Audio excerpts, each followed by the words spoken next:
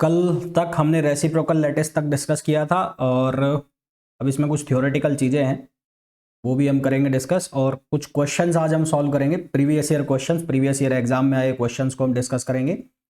और जैसा कि मैंने कहा था, अब ये करीबन आज हो गई 25, तो 27 तक ऑलमोस्ट ये फिनिश हो जाएगा तुम्हारा solid state physics.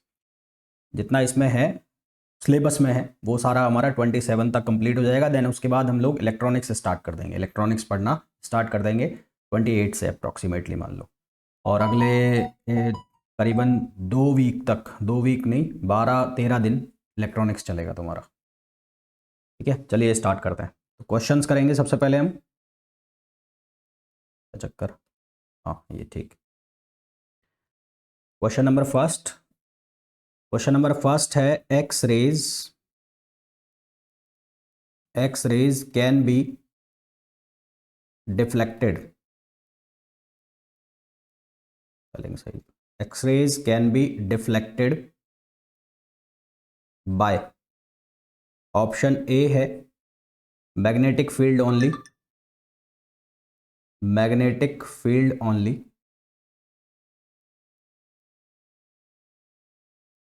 Option B है electric field only,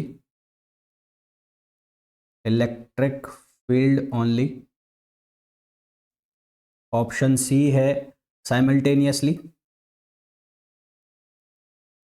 simultaneously, simultaneously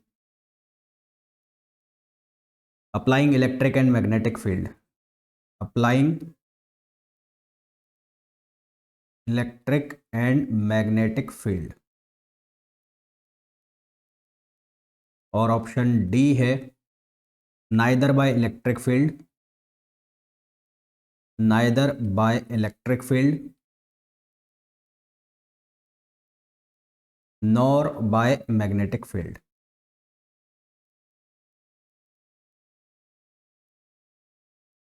बताइए भाई क्या ऑप्शन आएगा?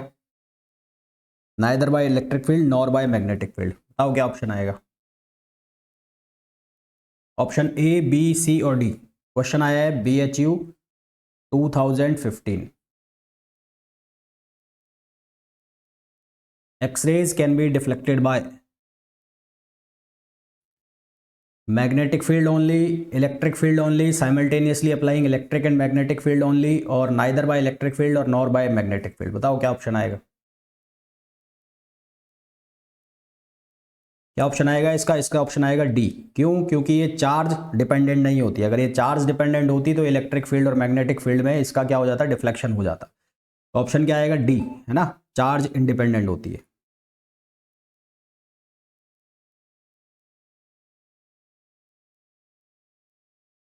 Question number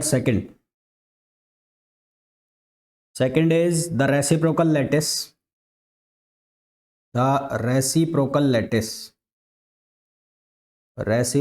lattice of an FCC structure, of an FCC crystal, of an FCC crystal is, option A is orthorhombic, orthorhombic, option B is simple cube, option B is simple cubic, option C is hexagonal, और option D is BCC। Question BHU 2015। हाँ जी, क्या option? The reciprocal lattice of an FCC crystal is, कल ही बताया था मैंने आप लोगों को ये।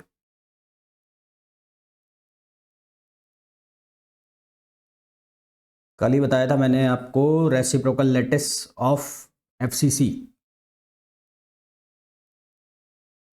रेसिप्रोकल लैटिस ऑफ FCC क्या होते हैं? Primitive vectors of BCC, primitive vectors of BCC। और उनकी वैल्यू क्या थी? उनकी वैल्यू क्या थी प्रिमिटिव वेक्टर्स की?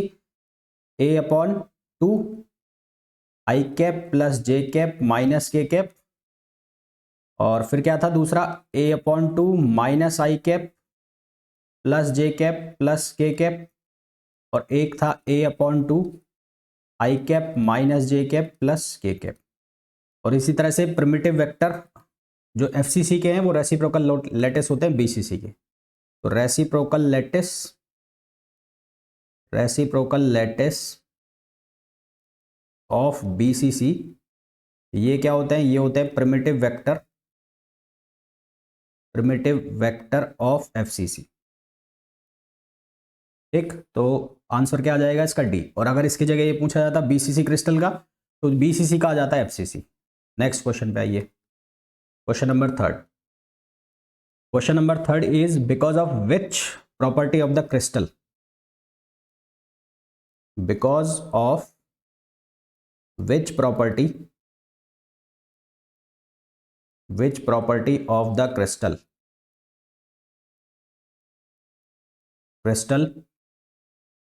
x-rays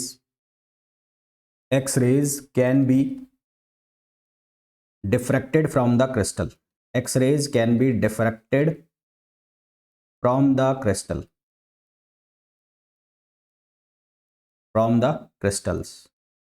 ऑप्शन ए है colour of the crystal,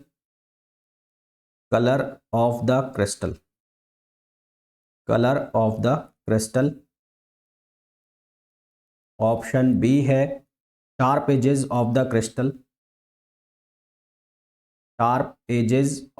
crystal, option C है पेरियोडिक एरे ऑफ एटम्स, और ऑप्शन डी है random arrangement of atoms.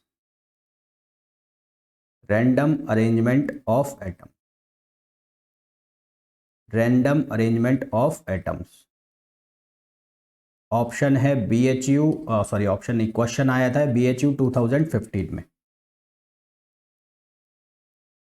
Third and fourth question. ठीक है, ठीक। हाँ जी, क्या ऑप्शन आएगा, because of which property of the crystal x-ray can be diffracted from the crystal, because of which property of the crystal x-ray can be diffracted from the crystal. इनमें से किस प्रॉपर्टी की वजह से जो एक्सरेज है वो क्रिस्टल से डिफ्लेक्ट हो जाती हैं। Option A colour of the crystal, option B sharp edge of crystal, option C periodic array मतलब जो ग्रुप्स बनाए हुए हैं उनका पेरियोडिक अरेंजमेंट, और ऑप्शन डी है रैंडम अरेंजमेंट ऑफ एटम्स। बताओ क्या ऑप्शन आएगा। ये तो साफ साफ दिख रहा है इसका आंसर, इसमें इतना सोचने की मेरे हिसाब से जरूरत है नहीं।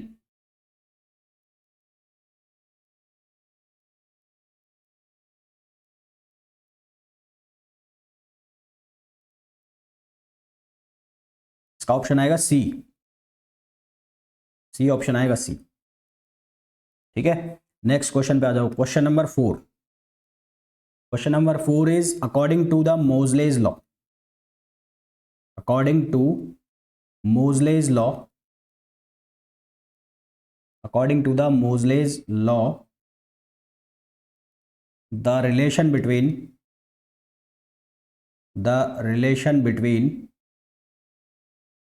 the relation between the atomic number z,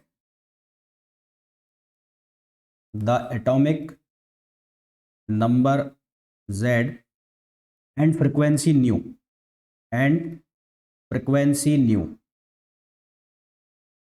is given by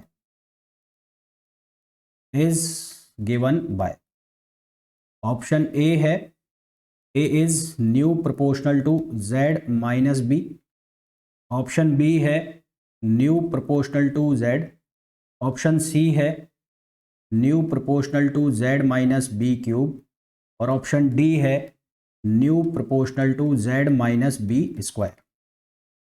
और क्वेश्चन आया है ये BHU 2013 में।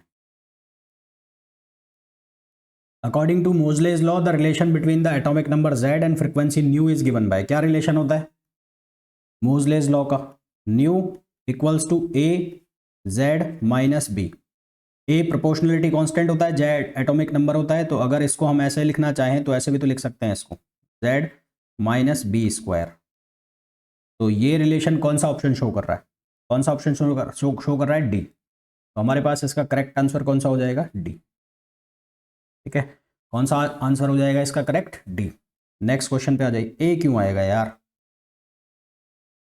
ए क्यों आएगा? ए वो न्यू रूट में होता है ना, फ्रिक्वेंसी रूट में होती है वो।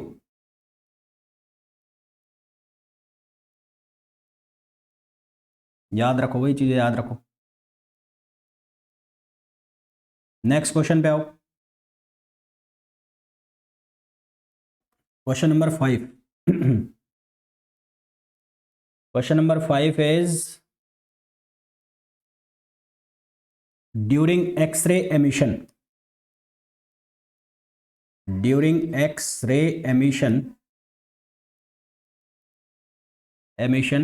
if the voltage is increased, if the voltage is increased,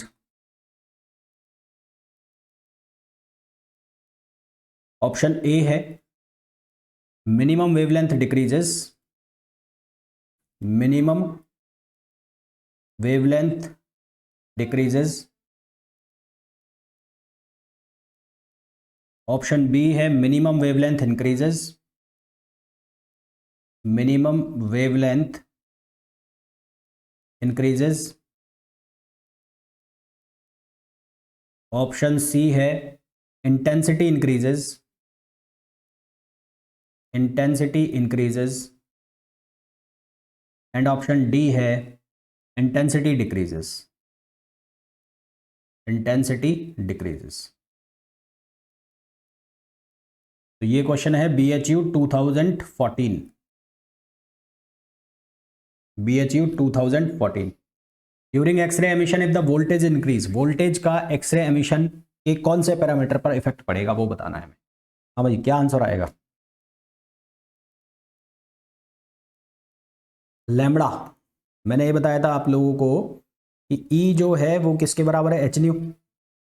और न्यू को आप क्या लिख सकते हो? H C over lambda. इसको आप लिख सकते हो एच सी ओवर लैम्बडा। और ई को लिख सकते हो ई इंटू वी वोल्टेज में। तो यहां से क्या दिख रहा है? यहां से दिख रहा है lambda equals to H C over E V, यानी कि रिलेशन बन रहा है lambda proportional to 1/v। Lambda को हम क्या नाम देते हैं? Minimum wavelength. तो यदि आप वोल्टेज को इंक्रीज करोगे, वोल्टेज को इंक्रीज करोगे तो लैम्बडा की वैल्यू क्या होगी? डिक्रीज होगी। तो आंसर कौन सा आ जाएगा? ए ऑप्शन आ जाएगा इसका। ठीक है, तो इसका कौन सा ऑप्शन करेक्ट हो जाएगा? ए। अगर आप वोल्टेज को इंक्रीज करेंगे तो जो वेवलेंथ है वो इसका क्या हो जाएगा? डिक्रीज हो जाएगा। ठीक, नेक्स्ट क्वेश्चन पे आइए।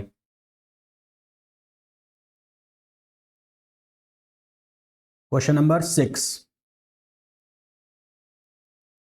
X ray diffraction, X-ray diffraction can be applied to, X-ray diffraction can be applied to. Option A है liquids only, liquids only. Option B है solid crystalline metals only, solids, solid and crystalline metals only. Option C है all liquids, solids and crystalline materials, all liquids, solids and crystalline materials, crystalline materials. Option D है gaseous और vapour material only, gaseous और vapour material only. और ये question पूछा है BHU 2014। हाँ जी, क्या ऑप्शन? एक्सरे डिफ्रैक्शन किसके लिए एप्लीकेबल है? केवल सॉलिड के लिए, केवल लिक्विड के लिए, या फिर लिक्विड, सॉलिड और क्रिस्टलाइन मटेरियल दोनों के लिए? बताओ क्या आंसर आएगा।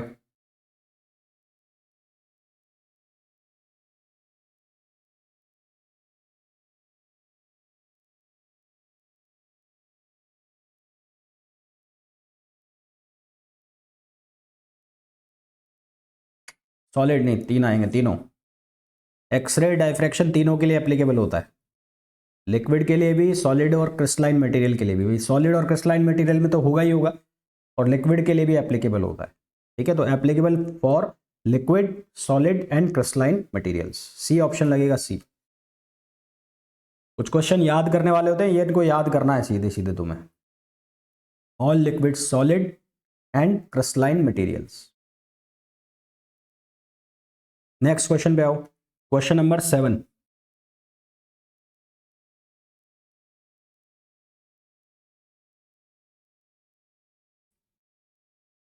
Characteristic x-ray.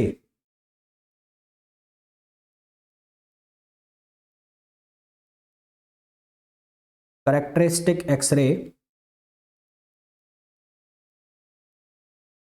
x-rays are the characteristic of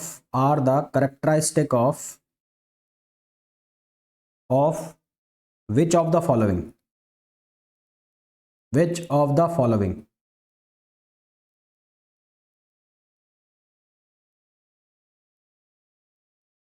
option A है कैथोड मटेरियल्स,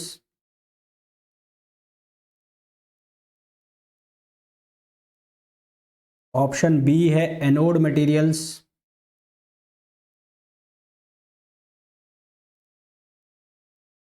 ऑप्शन सी है accelerating voltage,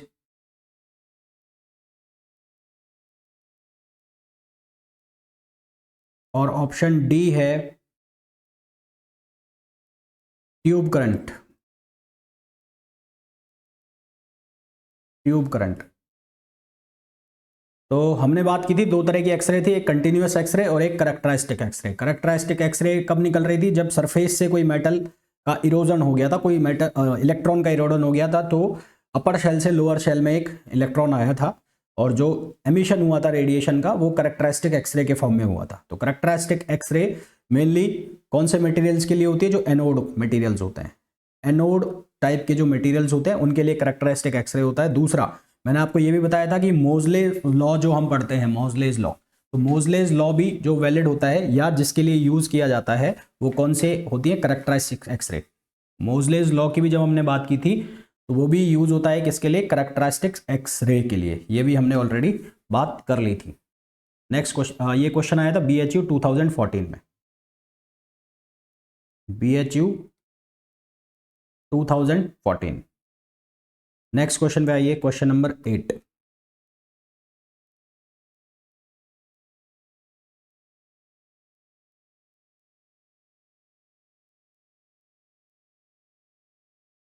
according to Moseley law, question number 8, according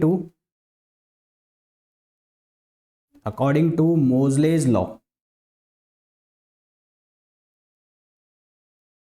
Moseley's law, the frequency of the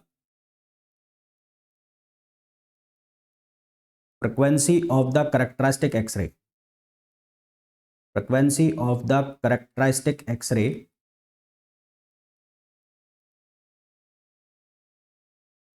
radiation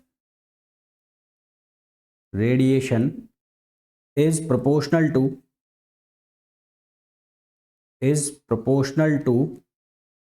the square of option A है atomic weight of the element, atomic weight of the element,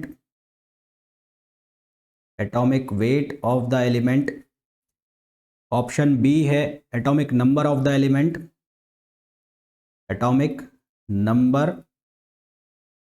element, option C है number of neutrons,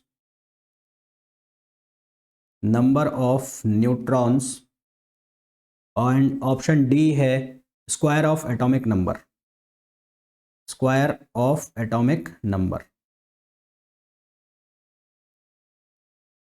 और ये question हमें पूछा गया है BHU 2014। बताओ भाई क्या ऑप्शन आएगा, अभी बताया मैंने जस्ट ये थोड़ी देर पहले, क्या ऑप्शन आएगा, अभी बताया थोड़ी देर पहले।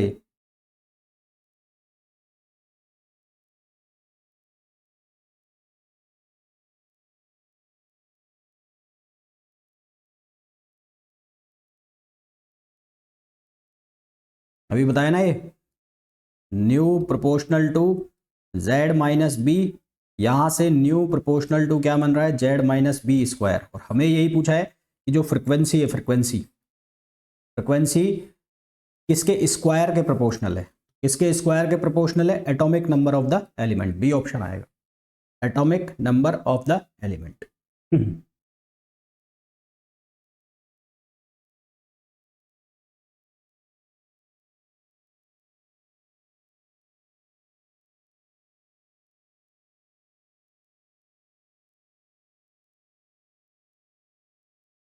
नेक्स्ट क्वेश्चन पे आइए, question number 9।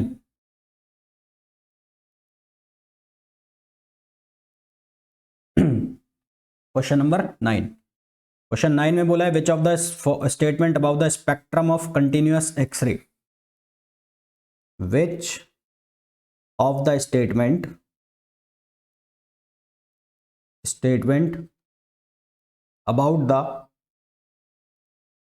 about the spectrum of continuous x-ray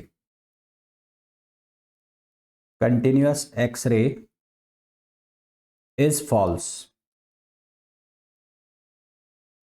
option A है there is no long wavelength, there is no long wavelength cut off limit. False statement ढूंढना है हमें, ठीक है, फॉल्स स्टेटमेंट। ऑप्शन बी है continuous X-ray are produced due to the acceleration of electrons, it is produced due to the acceleration of electrons. Option C है the maximum intensity of continuous X-ray, the maximum intensity of continuous X-rays depend on the potential difference, depend upon the potential difference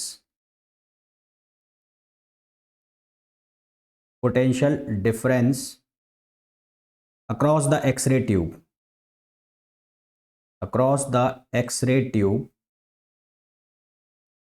और option D है, इसका D option सही नहीं है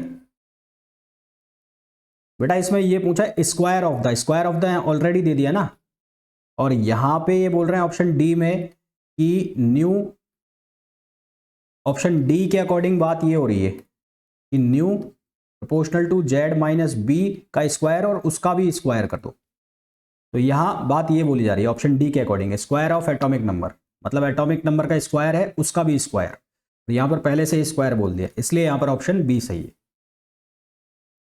D option. Short wavelength limit of x-ray depend upon the nature of filament, short wavelength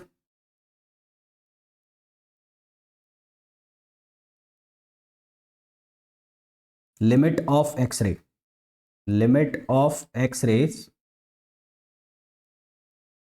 depends upon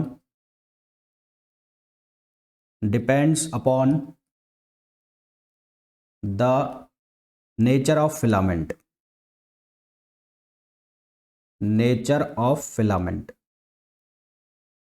ठीक है। देखो भाई ये क्वेश्चन पहले तो मैं बता दूं कब पूछा गया था, ये पूछा गया था BHU 2015। पहला ऑप्शन जो है there is no long wavelength cut off limit, बिल्कुल ठीक है, कंटिन्यूअस एक्सरे में लॉन्ग वेवलेंथ के लिए कोई कट ऑफ लिमिट नहीं होती, सही है। हमने ये साफ पढ़ा था कि डी एक्सेलरेशन जब होगा इलेक्ट्रॉन्स का, जब एक हाई स्पीड इलेक्ट्रॉन पास कर रहा होगा तो जैसे ही वो न्यूक्लियस के पास से जा रहा होगा, न्यूक्लियस के पॉजिटिव नेचर की वजह से वो उसकी तरफ डिफ्लेक्ट हो जाएगा, तो इलेक्ट्रॉन का डी एक्सेलरेशन होगा, उसकी वजह से एक्सरेज प्रोड्यूस होंगी।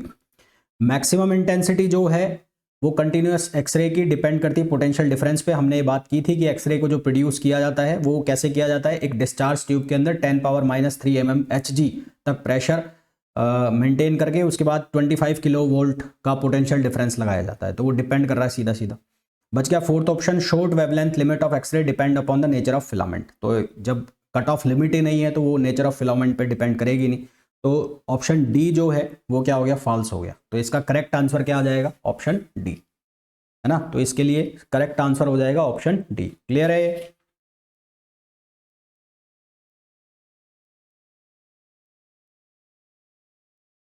शॉर्ट वेवलेंथ जो है वो डिपेंड करती है पोटेंशियल डिफरेंस पर अक्रॉस द ट्यूब। यहां पे मैं लिख भी देता हूं, short wavelength depends on PD. PD का मतलब potential difference across the tube, ये फिलामेंट के नेचर पर डिपेंड नहीं करती, अक्रॉस द ट्यूब उसके पीडी पर डिपेंड करती है, पोटेंशियल डिफरेंस पर। नेक्स्ट क्वेश्चन पे आओ, क्वेश्चन नंबर 10। क्वेश्चन नंबर 10 है the continuous x ray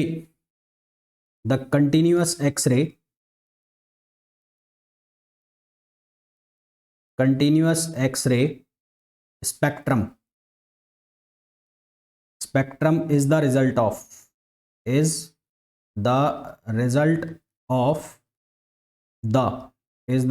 of the option A है फोटो इलेक्ट्रिक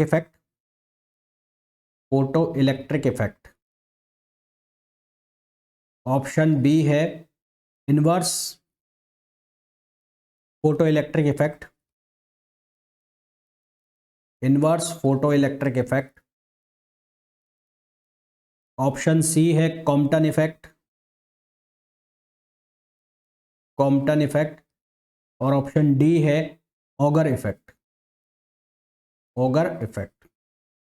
तो मैंने आपको ये बताया था कि जो रिवर्स फोटो इलेक्ट्रिक इफेक्ट है, X-ray is the result of reverse photo electric effect. X-rays जो होता है वो फोटो इलेक्ट्रिक इफेक्ट का रिवर्स होता है, ये मैंने आपको बताया था जब हमने एक्सरे स्टार्ट किया था। तो यहाँ पर कंटिन्यूअस एक्सरे का पूछा है, तो कौन सा ऑप्शन आ जाएगा, ऑप्शन आ जाएगा बी, और ये है BHU 2012। क्या ऑप्शन आ जाएगा, B, inverse photo electric effect.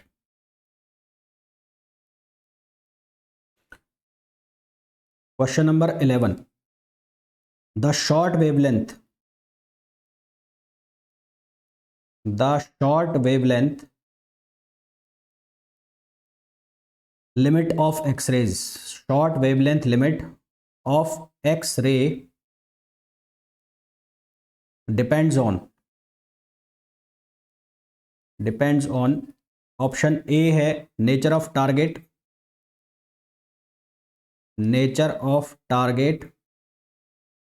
Option B है potential difference PD across the x ray tube,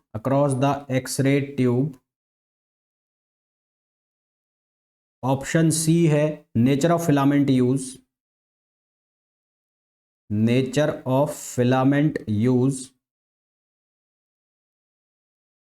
और ऑप्शन डी है नन ऑफ दीज।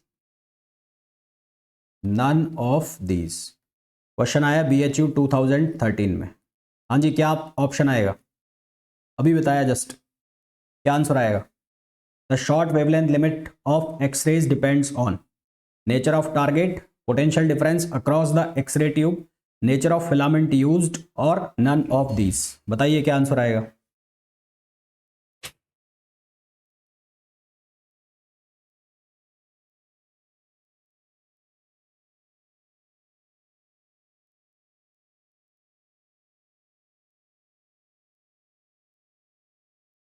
क्या ऑप्शन आएगा, बी आएगा ना, बी। हाँ, बी ऑप्शन आएगा, बी इसका।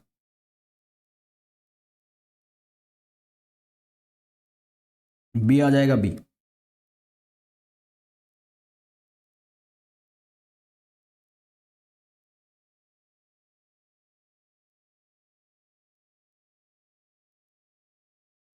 नेक्स्ट क्वेश्चन पे आइए, question number 12। The conventional unit cell The conventional unit cell of a body centered cube of a body centered cubic Bravais lattice is shown in figure is shown in the figure below. The conventional unit cell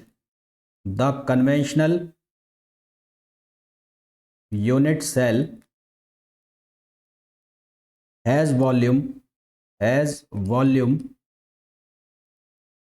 a cube. What is the volume of primitive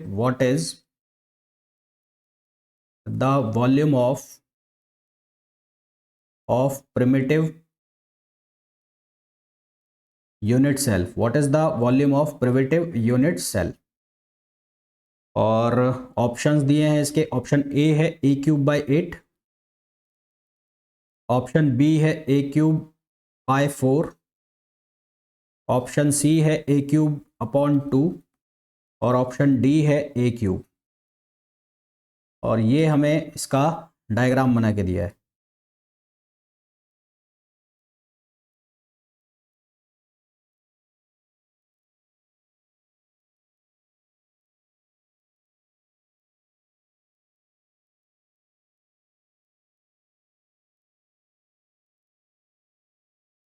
ये बना के दिया है.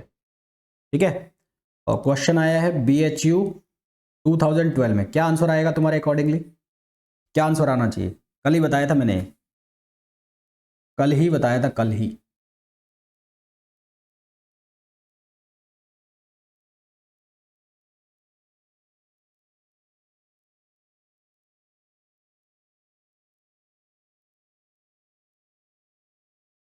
A cube by 2.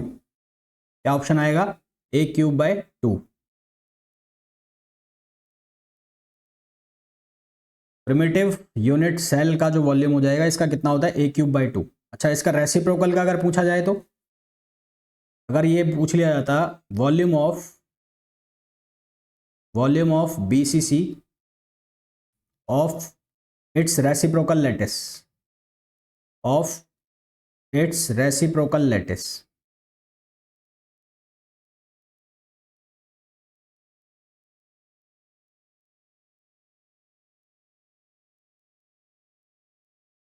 अगर ये पूछ लिया जाता, यानी कि कल जो हमने निकाला था A, B और C,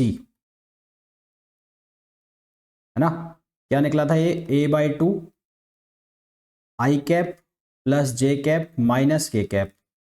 फिर ये निकला था A by 2 minus I cap plus J cap plus K cap. और एक निकला था A by 2 I cap minus J cap plus K cap.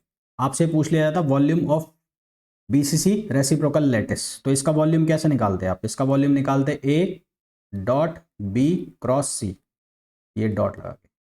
इसका वॉल्यूम क्या क्या आंसर आया था? कल निकाला था ना इसका वॉल्यूम. इसके वॉल्यूम का क्या आंसर आया था? कल जब हमने इसका वॉल्यूम फाइंड आउट किया था तो क्या आंसर आया था उसका? एक बार FCC का निकाला था, एक बार BCC का निकाला था. क्या आंसर आया था?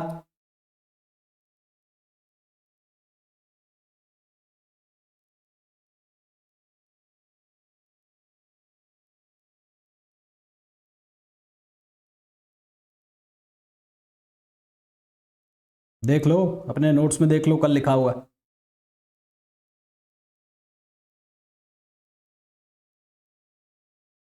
जब हमने रेसिप्रोकल लेटिस निकाले थे BCC स्ट्रक्चर के लिए, तो उसके लिए पहले हमने वॉल्यूम निकाला था, फिर हमने उसके रेसिप्रोकल लेटिस की वैल्यू निकाली थी. तो वो वॉल्यूम जो बना था उसकी वैल्यू क्या आई थी, ये पूछ रहा हूं मैं तो.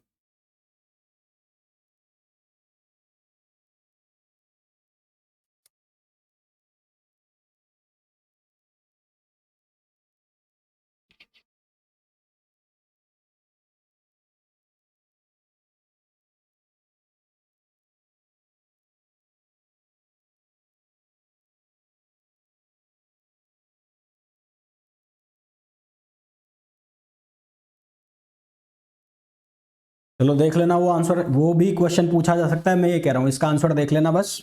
इसी तरह से एफसीसी का देख लेना। और यहाँ पर प्रिमिटिव यूनिट सेल का मतलब क्या है, हाँ यही आया था A³/2। और प्रिमिटिव यूनिट सेल जो बनी थी भाई, वो जो वॉल्यूम बनता है ना, वो वॉल्यूम बनता है बीसीसी का, वो प्रिमिटिव यूनिट सेल बनता है। ये जो यूनिट सेल है वो नॉन प्रिमिटिव है, ये वो क्या है, ये नॉन प्रिमिटिव है।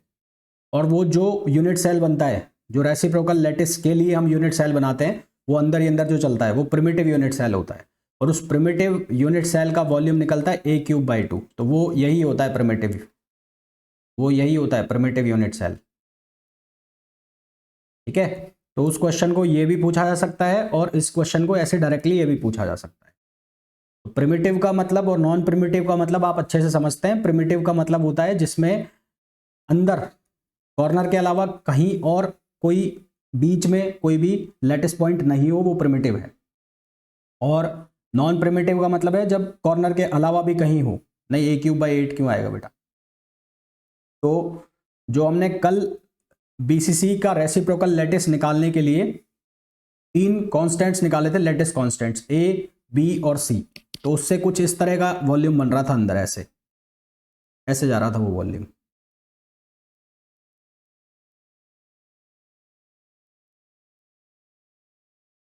इस तरह का शेप बन रहा था कुछ। तो ये बन रहा था प्रिमिटिव, और उस प्रिमिटिव का आंसर क्या आया था A³/2। ठीक, नेक्स्ट क्वेश्चन पे आ जाओ। Question number 13। Question number 13 is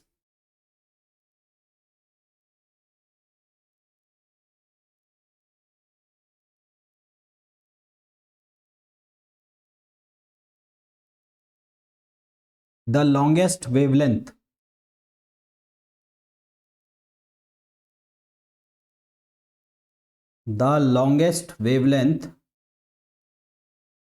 X-ray that can undergo Bragg diffraction,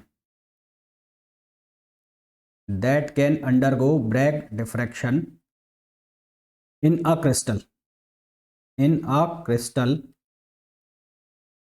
for a given family of planes,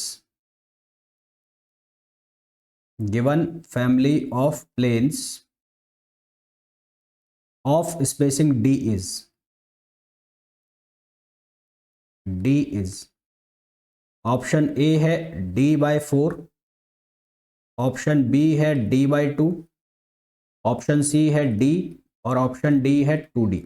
और ये क्वेश्चन आया है BHU 2012 में। जो प्रिमिटिव सेल वाला बीसीसी के लिए पूछा गया वैसा ही क्वेश्चन आपसे एफसीसी के लिए भी पूछा जा सकता है। तो एफसीसी के केस में शायद उसका आंसर आया था A³/4, तो वो भी आप लोग ध्यान रखना। इसका बताओ भाई, यहाँ पे ब्रैग्स लॉ लगाना है, तो ब्रैग्स लॉ लगाना है तो 2D sin theta equals to क्या होता है n लैम्डा। लॉन्गेस्ट वेवलेंथ की बात चल रही है, लॉन्गेस्ट वेवलेंथ के लिए थीटा मैक्सिमम हो जाएगा। मैक्सिमम मतलब क्या वैल्यू हो जाएगी, इसका आंसर आ जाएगा 2D।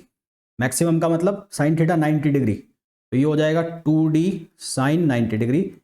एन की ले लो वैल्यू 1 और ये लैम्डा थी। तो ये तो क्वेश्चन मैं पहले भी करा चुका हूँ शायद आपको, एक्सरे का फर्स्ट जो लेक्चर हुआ था उसमें मैंने करा दिया था ये क्वेश्चन। तो